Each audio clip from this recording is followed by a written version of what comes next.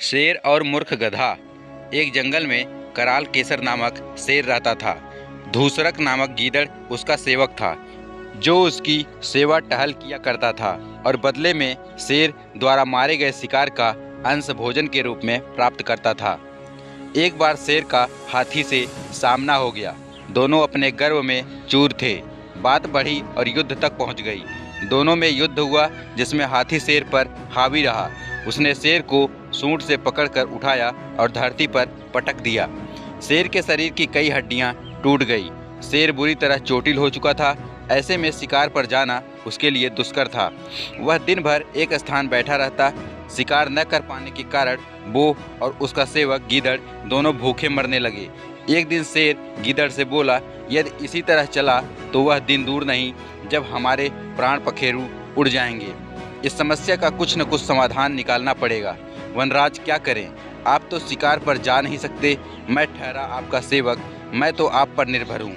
गीदड़ ने उत्तर दिया, इस स्थिति में मेरा शिकार पर जाना संभव नहीं, लेकिन यदि कोई जानवर मेरे निकट आ जाए तो अब भी मुझ में इतनी शक्ति है कि अपने पंजे के एक वार से उसके प्राण हर सकता हूँ। तुम किसी जानवर को बहला फुसला कर मुझ तक ले आओ, मैं उसे मार डालूंगा और फिर हम दोनों छक कर उसका मांस खाएंगे।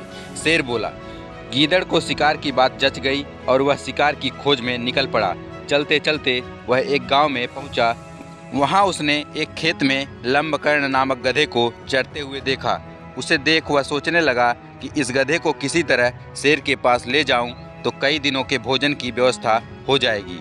वह गधे के पास गया और स्वर में मिठास भरकर बोला, अरे मित्र, क्या हाल बना रखा है? पहले कितने हिष्ट पुष्ट हुआ करते थे, इतने दुबले पतले कैसे हो गए? लगता है धोबी कुछ ज्यादा ही काम ले रहा है। गीदड़ ने गधे की दुखती रग पर हाथ रख दिया था। गधा दुखी स्वर में बोला, सही समझे मित्र, मैं बड़ा दुखी हूँ। धोबी मुझसे आवश्यकता से अधिक काम लेता है और कुछ गलती हो जाने पर खूब पीटता है। ऊपर से खाने को भी कुछ भी देता। इधर उधर चर कर किसी तरह मैं अपनी भूख शांत करता हूँ, इसलिए मेरा ऐसा हाल हो गया है।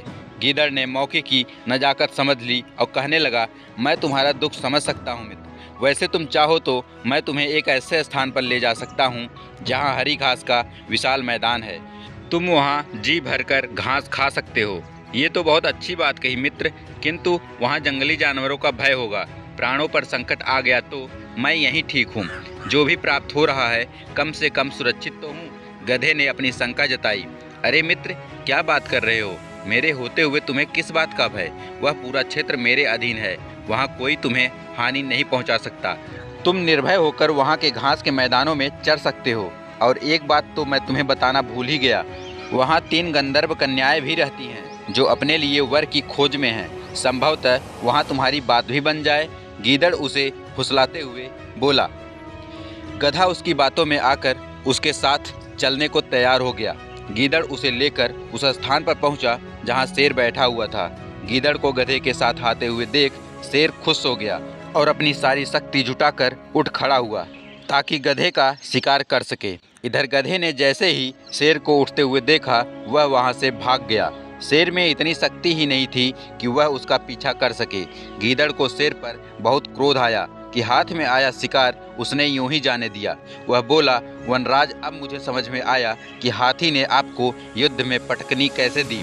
आप में तो गधे का शिकार करने का भी सामर्थ्य नहीं है। हाथी तो फिर भी अति बलवान था। शेर लज्जित होकर बोला, क्या करूं? मैं झपट्टा मारता उसके पहले ही वह भाग गया। मेरे पंजे का एक वार भी लग जाता तो वह बचकर नहीं जा पाता। तुम उसे किसी तरह एक बार फिर ले आओ। अब की बार मैं उसे दबोच ही लूँगा।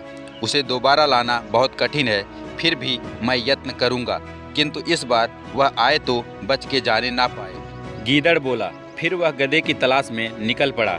कुछ देर जाने पर उसने देखा कि गधा एक पेड़ के नीचे सुस्ता रहा है। वह उसके पास गया और बोला, क्या हुआ मित्र, तुम वहाँ से क्यों भाग आए? अच्छी बात कर रहे हो तुम मुझे किस भयानक जीव के पास ले गए थे जो मुझे देखते साथ मेरे पीछे भागा था। आज तो मुझे मौत सामने दिखाई पड़ रही थी। पूरा जोर लगाकर भागा न होता तो अभी तुमसे बात न कर रहा होता। गधा हाँफते हुए बोला। गीदड़ ने फिर से अपना पासा फेंका। अरे तुमने ध्यान नहीं दिया, वो एक गंधर्वी कन्या थी। तुम्हें देख वह उतावली हो गई और तुम्हारे पास आने लगी, किंतु तुम तो ऐसे भागे कि नज़रों से ओझल ही हो गए। अब वो तुमसे पुनः मिलने की आस में बैठी है। मुझे तुम्हें लाने के लिए भेजा है। वो तुमसे मिलना चाहती थी। कदाचित वह तुम्हारे प्रेम में पड़ गई है। तुम्हें भी उससे मिलना चाहिए। उसे इस तरह सताना उचित नहीं। गधा फिर गीदड़ की बातों में आ गया और उसके साथ फिर जंगल की ओर चल पड़ा। शेर वहां घात लगाए बैठा था। इस बार उसने गलती नहीं की। जैसे ही गधा उसके निकट आया, उसके अपने पंजे का शक्तिशाली वार किया और गधे के प्राण हर लिए। गीदड़ और शेर के भोजन का प्रबंध हो चुका था। दोनों बहुत खुश थे। शेर गीदड़ से बोला, मैं नदी में स्नान कराता हूँ, तुम तब तक इसकी निगरानी करो। गीदड़ गधे के शव की निगरानी करने लगा। शेर नदी की ओर चला गया। उधर शेर स्नान करने में समय लगा रहा था और इधर गीदड़ भूख से व्याकुल हो रहा था। आखिर उससे रहा न गया और उसने गधे का कान और दिमाग खा लिया। शेर जब स्नान कर लौटा तो गधे के कान और दिमाग को गायब देख गीदड़ पर क्रुद्ध हो गया। लोभी, मैंने तुझे निगरानी के लिए यहाँ छोड़ा था, किंतु तुझसे मेरी प्रतीक्षा भी नहीं हुई। तूने इसे जूठा कर दिया। अब मैं तेरी जूठन खाऊं। गीदड़ बोला, वनराज, आप गलत ना समझे। इस गधे के कान और दिमाग तो थे ही नहीं। होते तो क्या ये एक बार मौत के मुंह से बचने के बाद दोबारा वापस आता। शेर को गीदड़ की बात ठीक लगी। फिर क्या था, दोनों ने छक कर गधे का मांस खाया और अपनी भूख मिटाई। किसी की चिकरी चुपड़ी बातों में नहीं आना चाहिए और लोभ नहीं करना चाहिए। तो दोस्तों, यह कहानी आप लोगों को कैसी लगी हमें कमेंट करके जरूर बताएं और भी ऐसे रोचक कहानियों के लिए हमारे चैनल को जरूर सब्सक्राइब कर लें। धन्यवाद।